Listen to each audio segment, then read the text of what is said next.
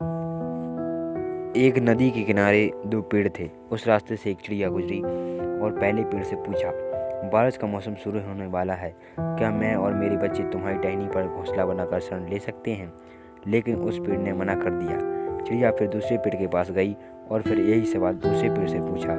दूसरा पेड़ मान गया। चिड़िया अपने बच्चों के साथ खुशी खुशी दूसरे पेड़ में घोंसला बनाकर रहने लगी। बारिश का मौसम आया और एक दिन इतने जोर की बारिश हुई कि नदी का पानी स्तर और तीव्रता बहुत बढ़ गई। इस दौरान पहला पेड़ जड़ से उखड़कर पानी में बह गया।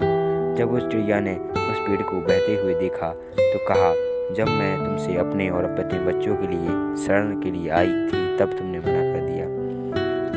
तो अब देखो तुम्हारे रूखे बर्ताव की सजा तुम्हें मिल रही है।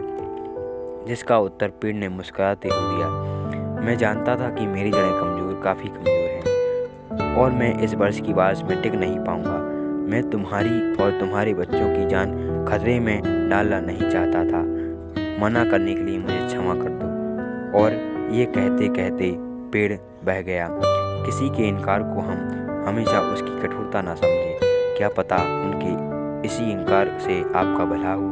कौन किस परिस्थिति में है हम शायद उसे ना समझ पाएं। इसलिए किसी के चरित्र और उनकी शैली को उनकी वर्तमान व्यवहार से ना तोलें। प्रभु भी यही कहते हैं कि एक मनुष्य दूसरे मनुष्य की सोच और विचार को नहीं समझ सकता। स्वयं प्रभु ही हैं जो मनुष्य को उसे के हृदय से जांचते हैं और न कि उसके रूप से।